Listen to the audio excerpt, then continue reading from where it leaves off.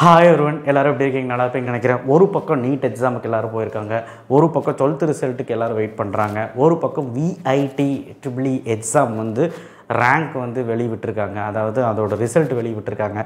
பரபரப்பாக போயிட்டுருக்குங்க எல்லாமே. சரி, இதை பற்றின வீடியோஸ் எல்லாம் நான் வரும் VIT பற்றியெல்லாம். ஸோ ஓகே, அது ஒரு பக்கம் இருக்கட்டுங்க. இப்போது SSN Siva Subramaniya Nadar college of engineering counselling code 1315 பற்றி பேச வந்திருக்கோம். ரிவ்யூ இல்லைங்க, கண்டிப்பாக இது ரொம்ப முக்கியமான வீடியோங்க. மெரிட் மேனேஜ்மெண்ட் கோட்டா, மேனேஜ்மெண்ட் கோட்டான்னு உடனே எதுக்குப்பா அப்படிங்கிறதெல்லாம் யோசிக்காதீங்க. இந்த வீடியோவில் நம்ம என்ன பேச போகிறோம் அப்படின்னா, எப்படி இந்த காலேஜுக்குள்ளே மேனேஜ்மெண்ட் கோட்டா வழியாக போகிறத பற்றி பேச போகிறோம். மேனேஜ்மெண்ட் கோட்டானா கேபிட்டேஷன் டொனேஷன்லாம் வச்சு கிடையாதுங்க, என்ட்ரன்ஸ் எக்ஸாம் வச்சு இன்டர்வியூ வச்சு தான் எடுக்கிறாங்க. சரிங்களா? இதில் ரொம்ப பார்க்கப்பட வேண்டிய விஷயம், அவங்க பார்க்குறது பர்ஃபெக்ட் டெக்னிக்கல் அண்ட் ஓரளவுக்கு நாலேஜோடைய ஸ்டூடெண்ட்ஸ் தான் அவங்க எதிர்பார்க்குறாங்கங்க. சரிங்களா? இந்த காலேஜை பொறுத்த வரைக்கும் டிஎன்இயில் வந்து பார்த்திங்கன்னா கவுன்சிலிங்கில் வந்து சீட் எடுக்கிறாங்க, 65% சீட் வந்து கொடுக்குறாங்க, 35% வந்து மேனேஜ்மெண்ட் கோட்டா கொடுக்குறாங்க. ஆனால் மேனேஜ்மெண்ட் கோட்டா இவங்க டைரெக்டாலாம் அட்மிட் பண்ணுறது இல்லைங்க. என்ன பண்ணுறாங்கன்னா மெரிட் மேனேஜ்மெண்ட் கோட்டான்னு சொல்லிட்டு ஒன்று ஓப்பன் பண்ணுறாங்க, ஒரு அப்ளிகேஷன் ஓப்பன் பண்ணுறாங்க. ஸோ அதாவது இவங்களுடைய வெப்சைட் ss.edu.in போனீங்கன்னா அட்மிஷன் இருக்கும், அதை கிளிக் பண்ணிங்கன்னா இங்கே இருப்பாரு, கிளிக் பண்ணிங்கன்னா இந்த மாதிரி ஒரு பேஜ் ஓப்பன் ஆகும். BTech அட்மிஷன் சொல்லிவிட்டு அப்ளை நவுன்னு கொடுத்தீங்கன்னா அப்ளை பண்ணிக்கலாங்க. சரி, என்ன சார் அப்ளிகேஷன்லாம் போட சொல்கிறீங்க அப்படின்னு கேட்டால், யாரெல்லாம் போடலாம் அப்படின்னு கேட்டிங்கன்னா, யார் வேணாலும் போடலாம். அது ஷார்ட் லிஸ்ட் பண்ணி தான் அவங்களுக்கு வந்து கவுன்சிலிங் கூப்பிடுவாங்க. இப்போது டிஎன்இஏ மூலியமாக போகிறது கவர்மெண்ட் கோட்டா, அதை விட்டுருங்க, அதை பற்றி நான் இப்போ பேசலை. அதுக்கு என்ன கட் ஆஃப் வேணுங்கிறதெல்லாம் நெக்ஸ்ட் வீடியோவில் பேசிக்கலாம். ஆனால் உறுதியாக இந்த காலேஜுக்கெல்லாம் 185 மேலேயாவது வேணும். ரவுண்ட் 1லேயே இந்த காலேஜெல்லாம் முடிஞ்சிடும். நான் சொல்கிறது டிஎன்இஏ. இதில் மேனேஜ்மெண்ட் கோட்டாவில் போகணும் அப்படின்னா நேரடியாக போய் சேரணும், ஏதாவது லக் இருக்கா, சேர்கிறதுக்கு வாய்ப்பு இருக்கா அப்படின்னு கேட்டால் ஒரே ஒரு வாய்ப்பு இருக்குது, இந்த எக்ஸாம் தான். ஸோ கண்டிப்பாக வந்து பார்த்திங்கன்னா யாருக்கு அதிக வாய்ப்பு இருக்குன்னா, தயவுசெய்து நான் சொல்கிற விஷயத்தை கேளுங்க. 160 150 அப்ளை பண்ணாதீங்க, 180க்கு மேலே இருந்தால் மட்டும் அப்ளை பண்ணுங்கள். என்ன சார் இப்படி சொல்கிறீங்க அப்படின்னு கேட்டிங்கன்னா, அதிலே உங்களை ஷார்ட் லிஸ்ட் பண்ணிடுவாங்க. முழுக்க உங்களுடைய கட் ஆஃப் மார்க் வச்சு தான் அவங்க வந்து ஃபஸ்ட்டு ப்ரையாரிட்டி கொடுக்குறாங்க. சரிங்களா? 180 மார்க்குக்கு மேலே இருந்தால் மட்டும் அப்ளை பண்ணுங்கள். சரிங்களா? சரி, கம்யூனிட்டி பிரித்து இது கவுன்சிலிங் மாதிரி தான், கம்யூனிட்டிக்கு தகுந்த மாதிரி உங்களுடைய அந்த எக்ஸாம் என்ட்ரன்ஸ் எக்ஸாம் வச்சாங்களா, அதில் எடுக்கிற மார்க்கை பொறுத்து அண்ட் இன்டர்வியூவில் நீங்கள் பேசுகிறத பொறுத்து அவங்க வந்து உங்களை எடுத்துக்கிறாங்க. என்ன சார் இவ்வளோ ப்ராசஸாக இதுக்கு? ஆமாங்க, 1.7 crores பக்கம் வந்து பார்த்திங்கன்னா பர் ஆனம் வந்து salary package, highest salary package in Tamil Nadu.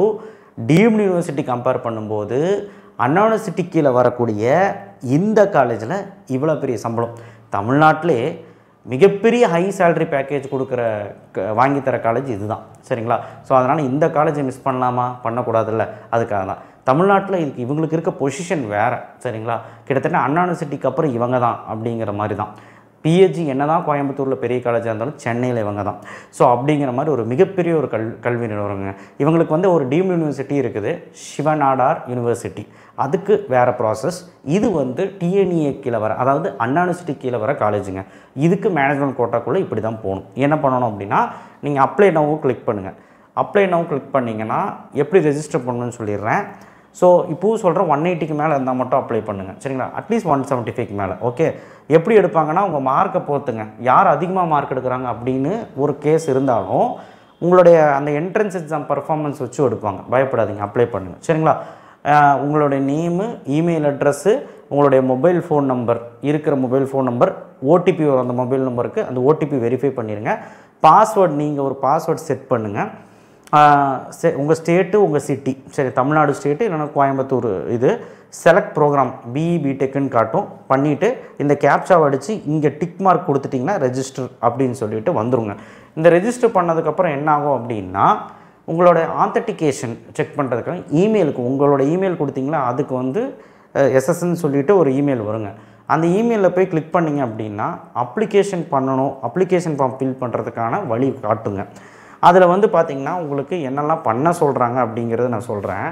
First registration முடிச்சுட்டு வெரிஃபை ஒரு க்ரெடென்ஷியல், அதுதான் வெரிஃபை பண்ணுறோம்.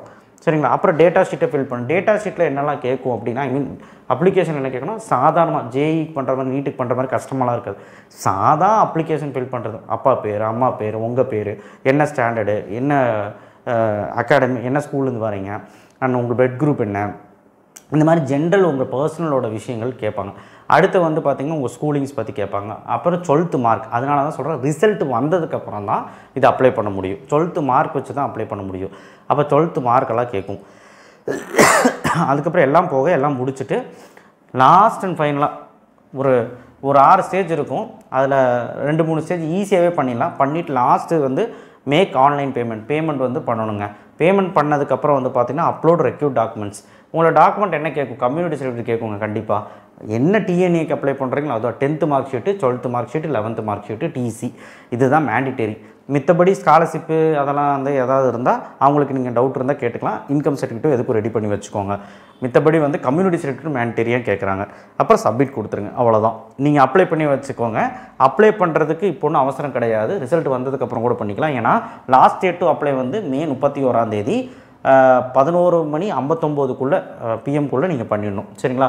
For all candidate except those registering in open category, அதாவது ஓப்பன் கேட்டகரி தவிர மீதி எந்த கேட்டகரி இருந்தாலும் SC, SC, ST, MBC, BCM எந்த கேட்டகரி இருந்தாலும் உங்கள் கம்யூனிட்டி சர்டிஃபிகேட் டிஜிட்டல் ஃபார்மேட்டில் தேவைங்கிறாங்க. அதை அப்லோட் பண்ணிக்கோங்க. உங்கள் கையிலேயே இருக்கணும் original. All communication till enrolment will be sent to the email ID. அது என்னென்னா, உங்கள் இமெயில் ஐடிக்கு ஒரு வெரிஃபை போச்சுல்ல, அதை வச்சு தானே அப்ளிகேஷன் ஃபார்ம் ஃபில் பண்ணிங்க. ஸோ அந்த இமெயிலுக்கு தான் எல்லா இன்ஃபர்மேஷனும் அனுப்புவாங்க. ஸோ அதனால் ID can't be change அப்படின்ட்டுருக்காங்க.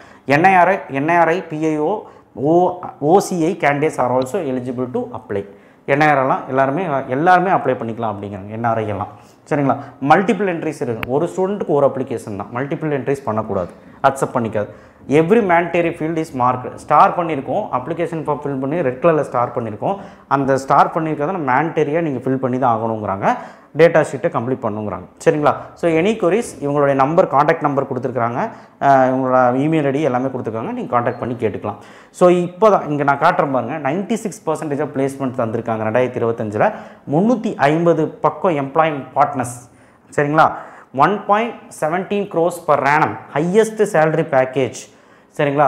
And 10.8 lakh per annum average salary. அப்போ பார்த்துக்கோங்க எந்த அளவுக்கு வந்து அவங்க பிளேஸ்மெண்ட்டில் பண்ணிகிட்டு இருக்காங்கன்னு. 10 லட்சம் per annumனா ஆவரேஜாக பார்த்தீங்கன்னா உங்களுக்கு கணக்கு போடுங்க எவ்வளோ மாதத்துக்கு சம்பளம். ஸோ அதனால் இந்த காலேஜை நீங்கள் மிஸ் பண்ண வேண்டாம். யாராக இருந்தாலும் அப்ளை பண்ணுங்கள், தப்பு இல்லை. உங்களுக்கு இப்போவே பண்ணணும் அவசியம் இல்லை, ரிசல்ட் வந்ததுக்கப்புறம் பண்ணலாம். இதில் எக்ஸாமில் என்ன சார் கேட்பாங்க, எக்ஸாமில் வந்து என்ன கேட்பாங்க சார், எப்படி நாங்கள் வந்து அணுகலாம் அப்படின்னு கேட்டிங்கன்னா, அக்ரவால்ஸ் ஃபஸ்ட்டு நீங்கள் வந்து ஆப்டிடியூடு வந்து கிளியராக இருக்கும். ஆப்டிடியூடில் நீங்கள் வந்து கிளியராக இல்லை, உங்களால் எழுத முடியல அப்படின்னா நிறைய ப்ராக்டிஸ் செஷன் இருக்குது, அதில் பண்ணலாம். பட் ஆனால் என்னுடைய அபிப்பிராயம் என்னென்னா, நீங்களாக ஓனாக ஸ்டடி பண்ணுங்கள். மேக்ஸ் தான் அது. ஸோ அதனால் நீங்கள் என்ன பண்ணணும்னா, அக்ரவால்ஸோட நீங்கள் குவான்டிடேட்டிவ் ஆப்டிடியூடுன்னு ஒன்று விற்கிறாங்க ஒரு புக்கு, அதை நீங்கள் வாங்கி வச்சுக்கோங்க. ரொம்ப யூஸ்ஃபுல், உங்களுடைய பிளேஸ்மெண்ட்டுக்கும் அது உதவும். ஸோ அதை வச்சு தான் இவங்க எடுக்கிறாங்க. சரிங்களா? 52 விதமான டாபிக்ஸ்லேருந்து எடுக்கிறாங்க. 100 மார்க் எக்ஸாம் வைக்கிறாங்க. ஒன்றுமே கிடையாது, 100 மார்க் எக்ஸாம் வித்தின் ஹவரில் முடிஞ்சிருங்க. இதில் என்னெல்லாம் கேட்பாங்க அப்படின்னா, லாஜிக்கல் ரீசனிங், குவான்டிடேட்டிவ் ஆப்டிடியூடு, அப்புறம் டேட்டா இன்டர்பிரிட்டேஷன், அதுக்கப்புறம் வந்து பார்த்திங்கன்னா உங்களுடைய வேர்பல், இங்கிலீஷ் நாலேஜ் செக் பண்ணுறாங்க. அதான் வேர்பல் சம்மந்தப்பட்டது எல்லாம். ஸோ இதெல்லாம் தான் அவங்க கேட்குறாங்க. ஸோ இது வந்து மேண்டரியாக எல்லா யூனிவர்சிட்டிக்கும் கேட்குறாங்க, எல்லா பெரிய காலேஜிலும் மெரிட் மேனேஜ்மெண்ட்டு கேட்குறாங்க. என்ட்ரன்ஸ் எக்ஸாம்லேயும் இப்போலாம் பொதுவாக இதுதான். ஸோ எஸ்எஸ்என்னை பொறுத்த வரைக்கும் நீங்கள் உள்ளே போகணுன்னா இந்த என்ட்ரன்ஸ் எக்ஸாம் கிளியர் பண்ணணும். கிளியர் பண்ணதுக்கப்புறம் ஒரு சின்ன இன்டர்வியூ வைப்பாங்க. அந்த இன்டர்வியூவில் நீ எப்படின்னு பார்ப்பாங்க, உங்களுடைய கம்யூனிகேஷன் ஸ்கில் பார்ப்பாங்க, உங்களுடைய நாலேஜ் பார்ப்பாங்க. எல்லாம் பார்த்ததுக்கப்புறம் தான் உள்ளே வந்து அலோடு. ஸோ ஏன்னா கவுன்சிலிங் மூலிமா வர்றவன் எப்படி நல்லா படித்ததாக வருவான், 190க்கு மேலே இருக்கிறவன். அப்போ மேனேஜ்மெண்ட் கோட்டாவில் வரவன் அப்படியே வந்துடக்கூடாதுல்ல. அதனால தான் அவங்க வந்து கேபிட்டேஷன் ஃபீ டொனேஷன் கொடுத்தாலும் நாங்கள் சேர்த்த மாட்டோம், நாங்கள் என்ட்ரன்ஸ் எக்ஸாம் வச்சு தான் பசங்களை எடுக்கிறோம், தரமான பசங்களை எடுக்கிறோன்னு சொல்கிறாங்க. ஏன்னா அவங்களுக்கு 4 வருஷம் கழிஞ்சு என்ன சொல்கிறது, பையனோட என்ன சொல்கிறது, அவனுடைய எபிலிட்டி பொறுத்து தானே பிளேஸ்மெண்ட்டு, அவனோட ஸ்கில்லை பொறுத்து தானே பிளேஸ்மெண்ட்டு.